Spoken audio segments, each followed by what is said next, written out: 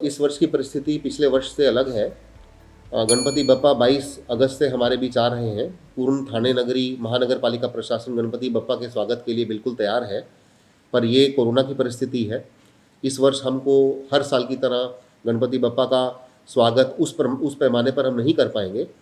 महाराष्ट्र शासन ने इसके लिए कुछ गाइडलाइन जारी की हैं और उसी के आधार पर ठाणे म्यूनसिपल कॉरपोरेशन ने भी कोरोना की पार्श्वभूमि में गणपति उत्सव कैसे मनाएं, ज़्यादा से ज़्यादा सुरक्षित वातावरण कैसे बना रहे, इसके लिए हमने गाइडलाइंस इशू की हैं। उसमें जैसे कि मैं पहले भी बता चुका हूँ, अब की बार हम लोग किसी भी तरह के प्रोसेशन को अलाउ नहीं कर रहे हैं। गणपति आगमन और गणपति विसर्जन के समय ज़्यादा से ज़्यादा 3 लोग ही उसमें रहेंगे।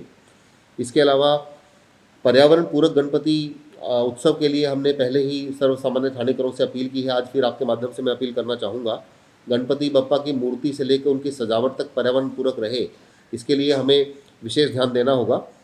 अगर शाडू की मूर्ति मिलती है तो घर में ही बाल्टी में विसर्जन करने के लिए हमने अपील की है। पीओपी की गणपति की मूर्ति है तो अमोनियम बाइकार्बोनेट के द्वारा घर में ही उसका विसर्जन करने का एक मानस है। इसके अलावा सार्वजनिक गणेश उत्सव के लिए हमने कोविड-19 की पार्श्वभूमि में पूर्ण नियमावली इशू करी है। हॉटस्पॉट और कंटेनमेंट जोन में विसर्जन के लिए बाहर आने की अनुमति नहीं रहेगी। अब की बार हमने इस परिस्थिति को ध्यान में रखते हुए मूर्ति स्वीकारने के जो हमारे केंद्र हैं उसमें हमने वृद्धि की है। इस साल हम 20 जगह पे मूर्ति स्वीकारेंगे और 13 जगह पे हमने आर्टिफिशियल पॉन्ड्स बनाए हैं विसर्जन के लिए। और इस सब के मद्देनज़र डिजी थाने के माध्यम से गणेश विसर्जन बुकिंग ये ऑप्शन हम सिटीजन्स को दे रहे हैं। इसमें क्या होगा कि उनके घर के पास एक पूरी लिस्ट आएगी, जो घर के पास सबसे पास में कृत्रिम तालाब हो या विसर्जन केंद्र हो, वहाँ पे वो विसर्जन के लिए टाइम स्लॉट बुक कर सकते हैं। उस टाइम स्लॉट पे वहाँ जाएंगे तो किसी तरह की भीड़ का सामना करना नहीं होगा।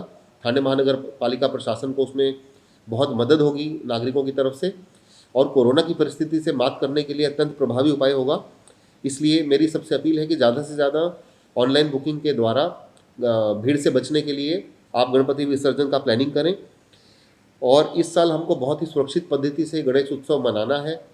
हमारे जो वरिष्ठ नागरिक हैं, गरोदर माताएं हैं, छोटे बच्चे हैं, जो वल्नरेबल पॉपुलेशन है, उनका हमें बहुत ही ज़्यादा ध्यान रखना है। कोरोना कम हो गया है पर गया नहीं है, इसलिए हमको मास्क नहीं भूलना, हैंड सैनिटाइजेशन नहीं भूलना, सोशल डिस्टेंसिंग बिल्कुल नहीं भूलना, बिना कारण भीड़ में जाना नहीं, हमारे कारण भीड़ हो ऐसा हमें कुछ करना नहीं, क्योंकि हम कोरोना से परेशान हैं पर कोरोना हमसे अभी भी परेशान नहीं है। इस सब के मद्देनज़र गणपति बप्पा के चरणों में हमारी यही प्रार्थना है कि ठाणे महानगर पालिका प्रशासन को वो गणपति बप्पा आशीर्वाद दें, सारे ठाणेकरों को आशीर्वाद दें, जिससे हम सब मिलकर कोरोना जैसी भयानक बीमारी को मात कर सकें और आनंद से गणपति उत्सव साझा कर सकें। और अगले वर्ष से हमारी यही प्रार्थना होगी कि हम नॉर्मल वर्ष की तरह गणपति उत्सव मनाएं और कोरोना हमारे बीच ना रहे। गणपति बप्पा मोरया। परवाह देश की, सोमवार से शुक्रवार रात 10 बजे TV9 भारतवर्ष पर।